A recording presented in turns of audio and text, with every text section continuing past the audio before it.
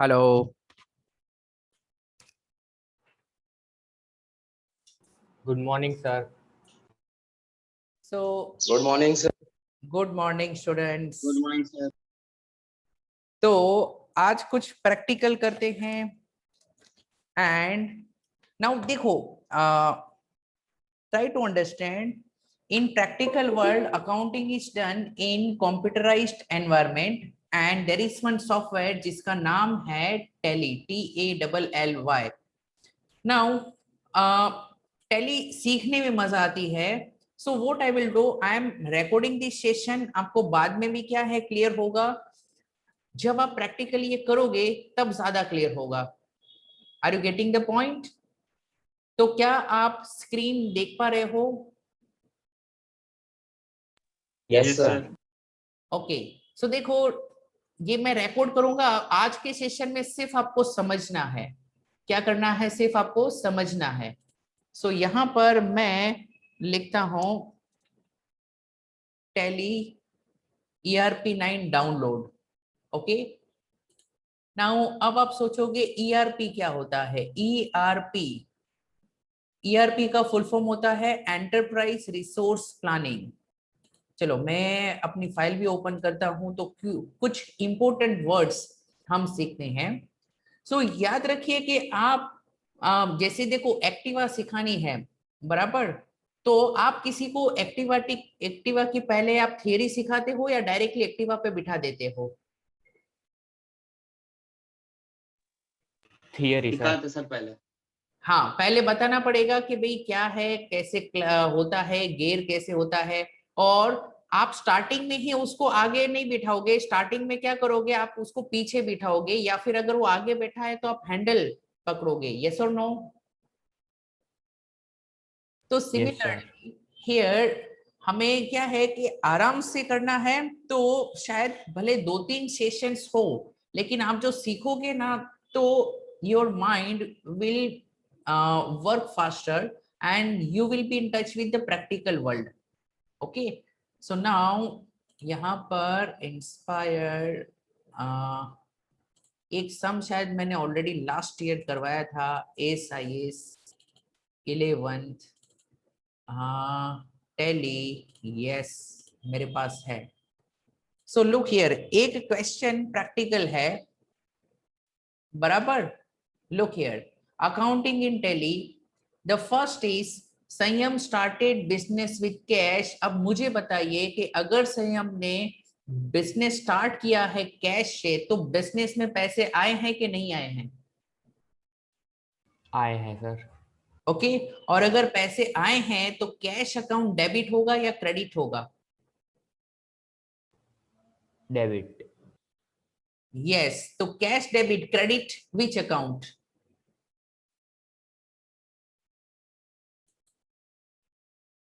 Whenever business is started by the owner, it is credited in which account? Look here, capital।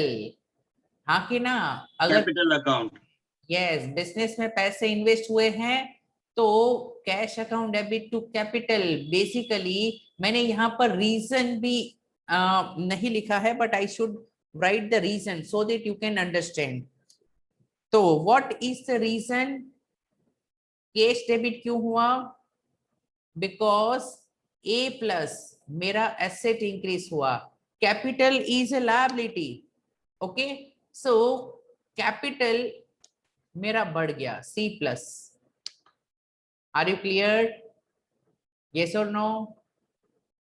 Yes sir. Yes sir.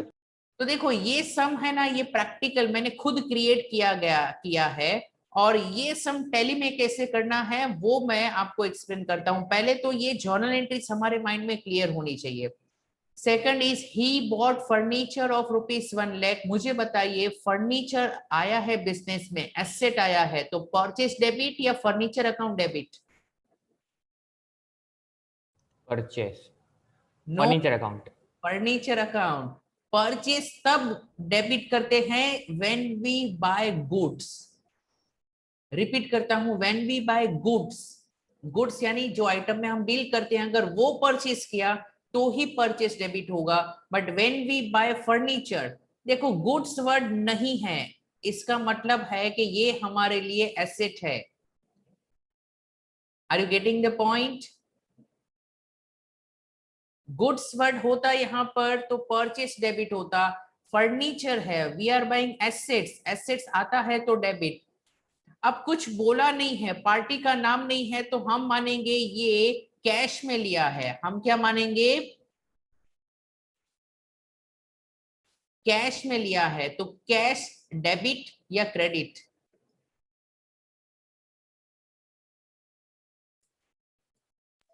Cash sir, cash debit.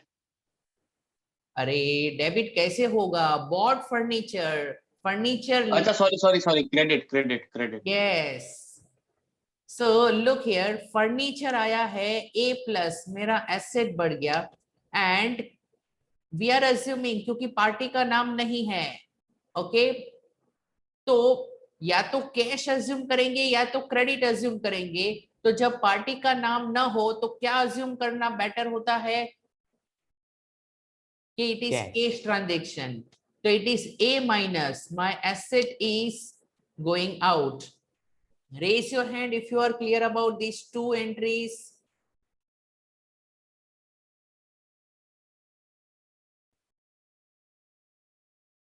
Okay, good. Now देखो, this is the practical situation. Business में मान लेते हैं हम सब संयम है, तो हमने 10 लाख बोरो किए फैमिली से, बिजनेस स्टार्ट किया, 1 लाख का फर्नीचर लिया। फिर है he bought goods costing 2 lakhs at 20% trade discount and 10% cash discount. So look here, कल ही हमने सीखा था कि he bought goods। अभी मैंने बताया bought goods का मतलब which account debit? Purchase Purchase. Goods है। Yes, very good. जब भी हम गुड्स परचेस करेंगे परचेस अकाउंट डेबिट होगा। लेकिन ये परचेस अकाउंट में मैंने 2 लाख की जगह पर 20% माइनस कर दिया है। ये 20% कौन सा डिस्काउंट है? Trade Trade discount. discount. और कल मैंने एक्सप्लेन किया था कि सबसे पहले हम क्या माइनस करते हैं? Trade discount. Trade discount. So and इसमें भी कुछ बोला नहीं है, पार्टी का नाम भी नहीं है, तो व्हाट वी अज्यूम्ड? कैश या क्रेडिट? Cash. यस, तो वी आर अज्यूमिंग दैट कि हमने कैश में परचेस किया है। ओके और मैं आपको इसकी वर्किंग भी बताता हूं सो that you can be clear about this. मैं यहाँ पर नीचे ये थर्ड की वर्किंग बताता हूं। Here I will write third key working. Question goes like this: he bought goods costing 2 lakhs. तो गुड्स की ओरिजिनल प्राइस थी 2 lakhs minus 20% trade discount. 20% of this 10% यानी 20,000, 10% यानी 1 0 कम कर दो 20,000, 20% उसका डबल कर दो 40,000। सो यहां आपको परचेस की वैल्यू मिलेगी। How much? 1,60,000। अभी सिर्फ आपको समझना है, ओके फिर ये क्वेश्चन टैली में भी सॉल्व करेंगे। अच्छा, एंड कैश में हम अज्यूम करते हैं, it means we have paid cash. तो अगर हम पे करते हैं तो कैश डिस्काउंट मिलेगा या नहीं मिलेगा? मिलेगा sir. Yes, so 10% cash discount. So I will write 10% CD or 10% will be how much? 16,000. 20,000. Okay, इसके ऊपर हम कैलकुलेट करेंगे and 1,60,000 minus 16,000 will be what? 1,44,000. 144. So please note ये अमाउंट और ये पहले दो अमाउंट काम के नहीं है। परचेस करते हो तो परचेस अकाउंट डेबिट होता है, जब भी हम पे करते हैं तो कैश अकाउंट क्रेडिट होता है। और मैंने कहा था कि डिस्काउंट जो है वो कैश के साथ मूव होता है। इट मींस अगर कैश क्रेडिट हुआ तो डिस्काउंट भी क्रेडिट होगा। ओके, तो इसकी वर्किंग भी हमने नीचे बनाई है। एंड ये देखिए यहां पर जर्नल एंट्री समझो ध्यान से, मीन्स मुझसे ही समझो लेकिन कंसंट्रेशन से। Okay, purchase account debit 1,60,000। So check करो क्या परचेस डेबिट 1,60,000 हो गया? यस। डिस्काउंट क्रेडिट होगा 16,000 एंड कैश क्रेडिट होगा 1,44,000। That is also done. अब ये वर्किंग आपको हर बार बनानी ना हो तो इसका मैं शॉर्टकट बताता हूं। ये वर्किंग के बिना भी आप ये एंट्री कर सकते हो। How to do? First step, whatever is amount उसमें से ट्रेड डिस्काउंट माइनस कर दो। परचेस है तो परचेस अकाउंट डेबिट, अगर सेल्स होता तो sales account credit. After this आपको क्या करना है? आपको डिस्काउंट कैलकुलेट करना है। अब ये डिस्काउंट देखो मैंने यहां ऐसे कैलकुलेट किया है। Can I say 10% discount is on the amount after deducting trade discount? तो ये अमाउंट का 10% 16,000। And once you know this two amounts तो can I say 1,60,000 minus 16,000 you will get कि कितना पे किया है। यस और no? Yes, sir. So without that working also we can do this. अब रीजन एक्सप्लेन मैं कर देता हूं। Purchase debit why E plus, मेरा एक्सपेंस बड़ा है। Cash credit why A minus, मेरा एसेट कम हुआ है। डिस्काउंट रिसीव क्रेडिट वाई, मेरी इनकम बढ़ गई है। ओके, डिस्काउंट परचेस करते हो तो डिस्काउंट रिसीव होता है। We get the discount and it is our income. Raise your hand if you are clear about third one. Sir अगर कुछ सामान खरीदा और उसका पेमेंट अभी कैश से किया तो डिस्काउंट मिलता है, कैश डिस्काउंट पे, राइट? Yes, yes. ओके। और सर अगर क्रेडिट पे लिया और मैं बाद में अगर पेमेंट करूँ तो मुझे बाद में मिलेगा वो डिस्काउंट या फिर नहीं मिलेगा? उसमें बाद में नहीं मिलता है, लेकिन समटाइम्स से गिव कंडीशन कि भाई आप अगर क्या है इतने दिन में पे करोगे तो डिस्काउंट मिलेगा, बराबर? तो Okay. हम रिकॉर्ड करेंगे, लेकिन तो सर जब फिर पे रिकॉर्ड करेंगे तब। अच्छा, ओके। तो सर रिकॉर्ड करेंगे वो डिस्काउंटेड रेट करेंगे? देखो वो सिचुएशन जो आप बोल रहे हो ना वो बाद में कवर होगी, तो अभी कंफ्यूजन क्रिएट होगा। लेकिन ये समझो कि हाँ। अगर आप उसी दिन पे करते हो एंड यू गेट डिस्काउंट तो रिकॉर्ड करो, बराबर? And okay sir. अगर फ्यूचर का है बाद में तो वो क्या है बाद में हम देख लेंगे। ओके, सो बाद में कैसे करना है वो हम डिस्कस करेंगे जब वो सिचुएशन आएगी। अभी सिर्फ इसके ऊपर आपको क्लियरिटी होनी चाहिए। क्लियर है? ओके, नाउ नेक्स्ट वन देखो, fourth one.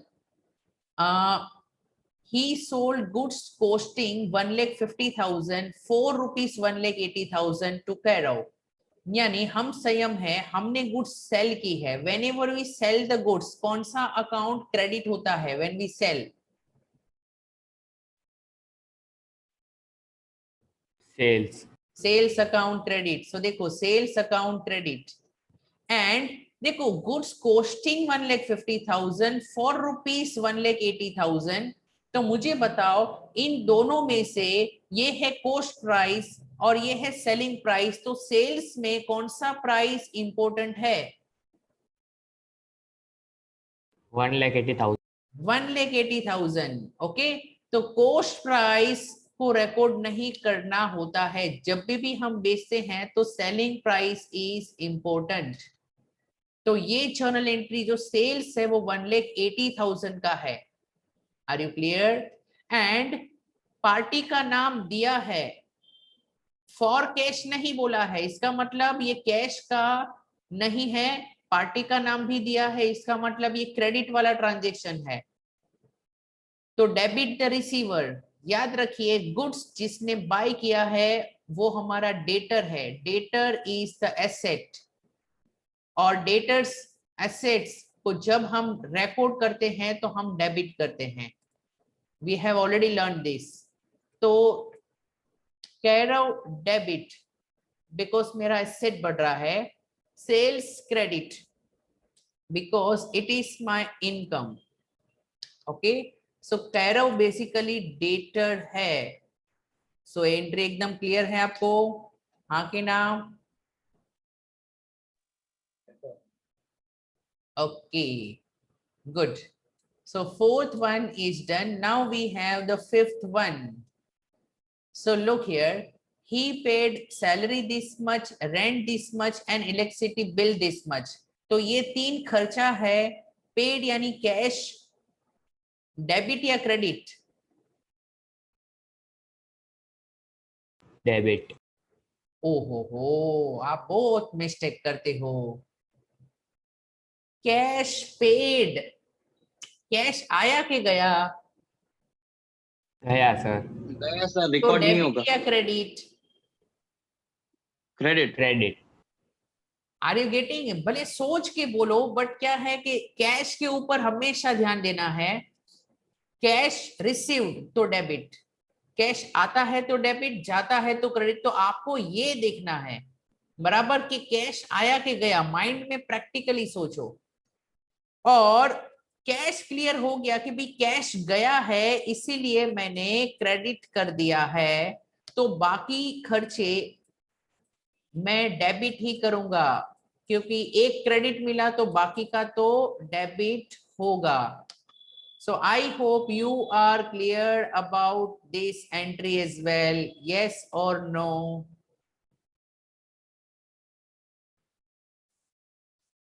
Yes sir.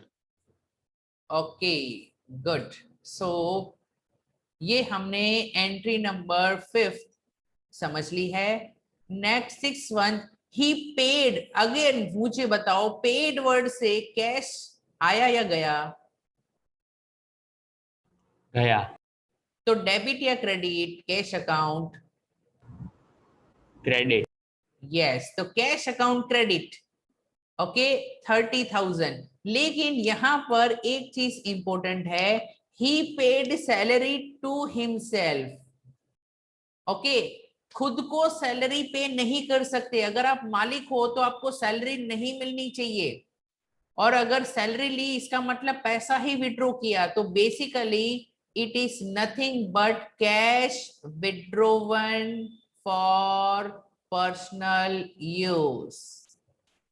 Sir salary तो मिलती है ना कंपनी के, मतलब सीईओ अरे को? वो सैलरी सीईओ को, लेकिन सीईओ एम्प्लॉई है, मालिक नहीं है। कंपनी में काम करने वाले सभी लोग, चाहे वो डायरेक्टर्स भी हो, कोई भी हो, ओके, ये सब कंपनी के एम्प्लॉइज है, मालिक नहीं है। मालिक कौन होते हैं? जो कंपनी के शेयर्स खरीदते हैं, पब्लिक। सर मुकेश अंबानी को भी सैलरी मिलती है? हाँ, क्योंकि वो मालिक नहीं है एक्चुअली। देखो, आपको थोड़ा अजीब लगेगा, मुकेश हाँ। अंबानी पब्लिक कंपनी, देखो दो टाइप की कंपनी होती है, private company and public company, बराबर। पब्लिक कंपनी को बहुत सारे पैसे की जरूरत पड़ती है, इसीलिए वो अपने शेयर्स इश्यू करते हैं। देखो क्या होता है, सिचुएशन समझो, एक होता है प्राइवेट कंपनी, एक होता है पब्लिक कंपनी, बराबर। तो जो रिलायंस है, it is called RIL। What is the full form? Reliance industries limited. Yes, Reliance industries limited. Okay, और याद रखो पब्लिक कंपनी के नाम के पीछे हमेशा क्या लिखा होगा?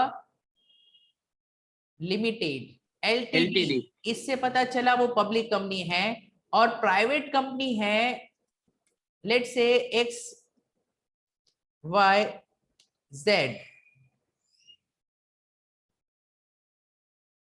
Private limited. तो प्राइवेट कंपनी के नाम के पीछे क्या होता है, दो वर्ड्स होते हैं, प्राइवेट लिमिटेड।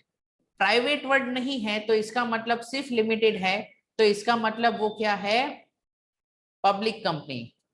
समझ में आ गया?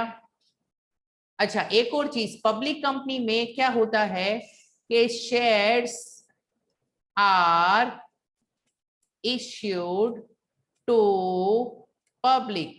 पब्लिक को शेयर्स इश्यू किया। अब आपको कंफ्यूजन होगा तो मैं बता दूं कि money is borrowed by public, यानी लोगों ने पैसे इन्वेस्ट किए हैं, बराबर। इसका मतलब है कि people invested in company. Okay, लोगों ने पैसे इन्वेस्ट किए हैं। नाउ अब आप सोचोगे कि लोगों ने पैसे इन्वेस्ट किए हैं तो इसका मतलब मालिक कौन होगा? So people People. Are owners, जिसके पास शेयर्स है वो मालिक है। तो अब आप सोचोगे कि ये तो फिर इसका मतलब है कि लोग मालिक है, तो सब तो बोलते हैं कि ये मुकेश भाई की कंपनी है। कंफ्यूजन है कि नहीं है? तो Yes, sir. याद रखिए, पीपल को हम कहते हैं रिटेल इन्वेस्टर्स। क्या नाम है? Retail investors. इनके पास है ना छोटे छोटे शेयर्स होते हैं। अगर करोड़ों शेयर्स है तो एक जन ने 1 लाख लिया, एक जन ने 10,000 लिया, किसी के पास एक शेयर भी है। तो रिटेल इन्वेस्टर्स, रिटेल इन्वेस्टर्स के पास 1% से भी कम शेयर्स होता है। हर जन के पास पूरे शेयर्स का 1% से भी कम होता है। और रिटेल इन्वेस्टर्स है ना, कुल मिलाकर टोटल 10 से 30% तक ही शेयर्स पब्लिक को इश्यू किए जाते हैं। और याद रखो, जो मुकेश भाई है और उनकी फैमिली मिलकर, उनके पास मुकेश अंबानी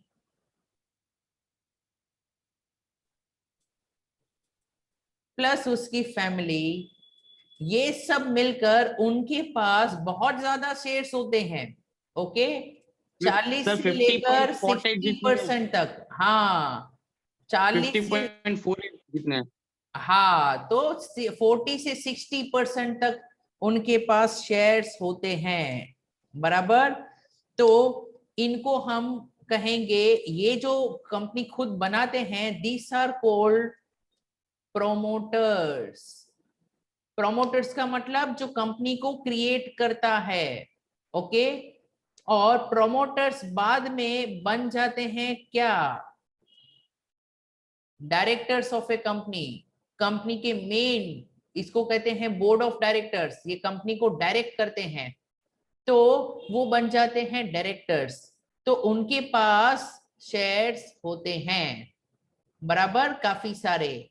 तो इन अदर वर्ड्स, भले ही मुकेश अंबानी बराबर डायरेक्टर है, बराबर, बट फिर वे, जब वो डायरेक्टर है ना, तो S in the capacity of director, यानी उनकी दो चीज है, उनके पास शेयर्स भी है तो वो ओनर्स भी है और डायरेक्टर्स भी है। तो पगार जो मिलता है वो डायरेक्टर का मिलता है, because they direct the company.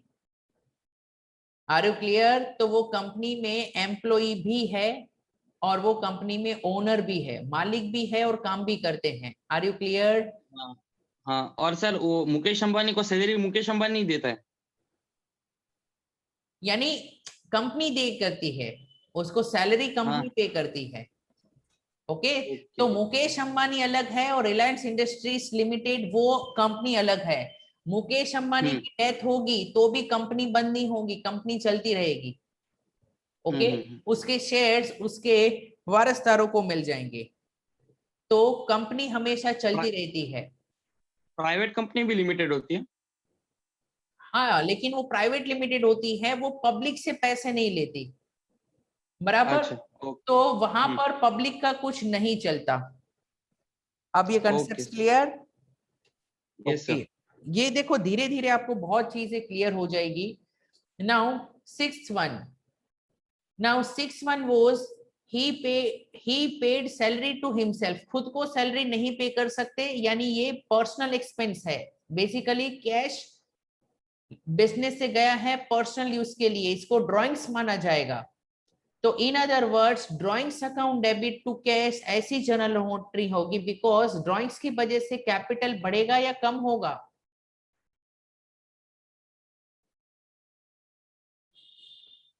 अगर आप बिजनेस से कुछ पैसे लेकर जाते हो तो कैपिटल बढ़ता है या कम होता कैपिटल है? कम होगा सर। यस, तो कम होता होगा। कैपिटल कम होता है, इसीलिए हम कैपिटल डेबिट करने की जगह पर ड्राइंग्स करते हैं, सिर्फ रिवर्स है। अल्टीमेटली ये ड्राइंग्स कैपिटल से ही माइनस होगा, और कैश गया इसीलिए A minus. Okay, 7th one, he opened a bank account with HDFC bank, उसने बैंक अकाउंट ओपन किया विथ रुपीस, यानी बैंक अकाउंट ओपन करते हो तो पहले कैश जमा करना पड़ता है कुछ, यस या नो? Yes sir. तो कैश आया Yes, कि sir. गया इसमें? गया। यस, तो कैश गया। डेबिट या क्रेडिट? क्रेडिट। क्रेडिट। क्रेडिट। तो डेबिट किसको करोगे? बैंक को, क्योंकि बैंक बैंक में अकाउंट। पैसे आ गए, तो बैंक वाला एसेट बढ़ गया और कैश वाला एसेट कम हो गया। कैश बिजनेस से चला गया बैंक में, तो बैंक बढ़ा, बैंक डेबिट। सो एसेट में आपको ये देखो रीजन में लिखता हूं, रीजन से पूरी अकाउंटिंग क्लियर हो जाएगी। 8 1, he bought 10 shares of Reliance Industries Limited at 2000 per share। तो देखो एक शेयर का 2000 है, ऐसे 10 शेयर्स लोगे तो कितना इन्वेस्टमेंट होगा? 20,000। 20,000। एंड ही बॉट, शेयर्स जब खरीदते हो तो पैसे आते हैं या जाते हैं? जाते हैं। तो बातें। कैश डेबिट या क्रेडिट? क्रेडिट। सर और इसमें कैश थोड़ी एक आएगा। रूल है, हाँ एक रूल है कि शेयर्स जो है ना वो रोकड़े में नहीं खरीद सकते, वो बैंक के थ्रू, चेक के थ्रू ही होता है। याद रखो शेयर मार्केट में शेयर्स जब भी आपको बाय करना है तो रोकड़ा एक्सेप्ट नहीं होता, बैंक से ही, चेक से ही पेमेंट होता है। तो यहाँ पर कैश क्रेडिट करने की जगह पर मैं बैंक क्रेडिट कर दूंगा। रीजन है बैंक से पैसे जाएंगे क्योंकि शेयर मार्केट में पैसे इन्वेस्ट हो रहे हैं, हाँ कि ना? Yes sir. यस और सर। शेयर्स जो है वो एक टाइप का एसेट है, क्योंकि जो इन्वेस्टमेंट आप करते हो तो इन्वेस्टमेंट बाय नेचर क्या है? एसेट है। क्योंकि फ्यूचर में देखो इन्वेस्टमेंट एसेट क्यों है, मुझे बताओ।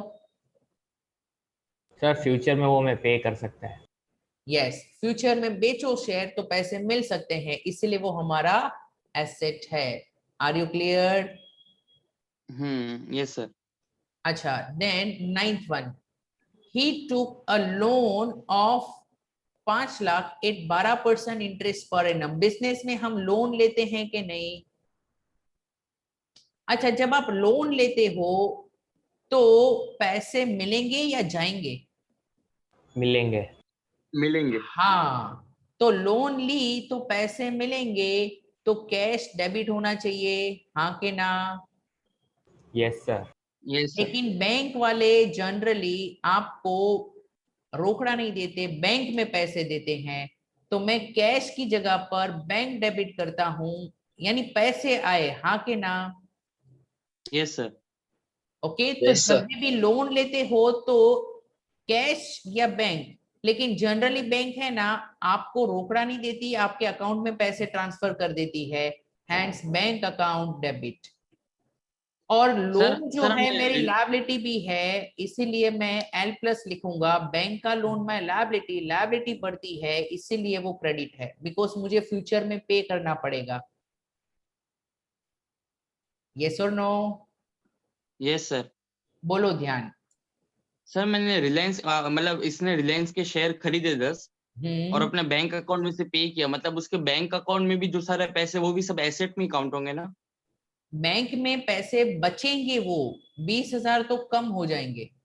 ओके हाँ, ऑलरेडी मतलब 50,000 उसके बाद जो थे, 20 हाँ, कम, जो बचे 30,000 वो तो एसेट ही है, मैं तो ऊपर ही लिख दिया, बैंक में जो पैसे बचते हैं वो एसेट है। Okay okay sir. Are you clear? चलो तो यस सर। एक ओपिनियन लेते हैं, raise your hand if you are clear.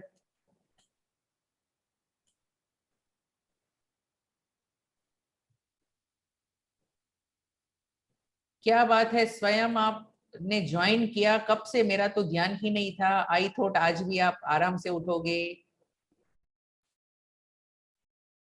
Sir.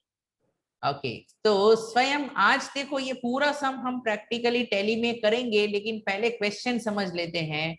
Okay उसका पूरा वीडियो मैंने बना दिया है, आज मैं वीडियो भी शेयर कर दूंगा जिसमें ये पूरा क्वेश्चन टैली में राइट फ्रॉम बिगिनिंग यानी सॉफ्टवेयर इंस्टॉलेशन से लेकर कैसे करना है मैं वीडियो शेयर करूंगा। कल संडे है, आपको टाइम हो तो करो, और फिर से लाइव भी आपके साथ में करूंगा ताकि अगर कल आप कुछ जगह पर अटक भी जाते हो तो भी सॉल्व कर पाओ। ये पूरे प्रैक्टिकली बिजनेस की सिचुएशन को मैंने क्वेश्चन में कन्वर्ट किया है। ओके तो हर ट्रांजेक्शन ओके मैंने सर। कवर करने की कोशिश की है, परचेस है, सेल्स है, ड्रॉइंग्स है, खर्चा है, इनकम है, लोन है, इन्वेस्टमेंट है। देखो नेक्स्ट है entry number 10, he distributed goods worth rupees 10,000 as free sample। अच्छा कोई फ्री सैंपल में गुड्स क्यों बांटेगा? चैरिटी के लिए या एडवर्टाइजमेंट के लिए? कुछ क्वालिटी। बोला नहीं हो तो, प्रमोशन के लिए सर। हाँ कुछ बोला नहीं हो तो ऐसा मानना है advertisement. So when goods are distributed as free sample, देखो सैंपल सैंपल किसको देते हैं हम? लोगों को अपनी चीजों को टेस्ट करवाने के लिए, बताने के लिए। ओके तो हमारे जो कस्टमर बन सकते हैं उनको हम फ्री सैंपल देंगे। फ्री सैंपल हम बेगर्स को, भिखारी को नहीं देंगे क्योंकि वो हमारा कस्टमर नहीं बन सकता। तो फ्री सैंपल क्यों होता है? एडवर्टाइजमेंट के लिए। तो जब भी फ्री सैंपल दिया हो तो इसका मतलब ये जो भी खर्चा हुआ है ये एडवर्टाइजमेंट का खर्चा है। ओके और खर्चा जब हम रिकॉर्ड करते हैं ये मेरा एक्सपेंस बढ़ गया है, इसीलिए मैं क्या करूंगा, उसे डेबिट करूंगा। Okay advertisement debit. अब एक न्यू रूल आपको खास ध्यान में रखना है और समझना है, वो ये है। ओके अभी आप अपने नोटबुक्स में लिख सकते हो, when goods are going out of business but not sold, goods बेचा नहीं है लेकिन बिजनेस में से चला गया है, तो we credit purchase account. Purchase account credit होता है जब गुड्स चले जाते हैं लेकिन बेचा नहीं है। Example number 1। ओके पहला एग्जाम्पल, गुड्स स्टोलन, चोरी हो गई, या फिर गुड्स डिस्ट्रॉयड बाय फायर, यानी गुड्स चल गए, बिजनेस से चले गए, ये सो नो, लेकिन हमने बेचा नहीं था, सो ये सिचुएशन हो। या फिर goods distributed as free sample, यानी गुड्स चले गए हैं, फ्री सैंपल, कुछ पैसा मिला नहीं है, तो it is not a sales. या फिर goods विड्रोवन,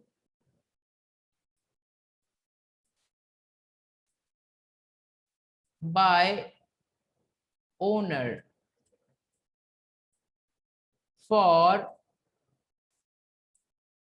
personal use. Goods personal use के लिए ओनर लेकर गया है, इसका मतलब हमने सोल्ड नहीं किया है। Are you getting this situations? Yes और नो? हेलो तो जब यस सर। ऐसी सिचुएशन हो जहां पर गुड्स चले गए हैं, देखो गुड्स आते हैं तो हम परचेस अकाउंट डेबिट करते थे, और गुड्स चले गए हैं लेकिन बेचे नहीं है, बेचते तो सेल्स क्रेडिट लेकिन बेचे नहीं है, तो कौन सा account credit? Purchase account credit. Okay, तो देखिए अभी लिखना बाकी है तो भी कोई टेंशन नहीं है, मैं आपको ये दोनों फाइल शेयर करूंगा। आज ये क्वेश्चन आपको समझना है, टैली का वीडियो तो मैं शेयर करूंगा, आप ट्राई कर सकते हो, और मंडे को हम फिर से सीखेंगे।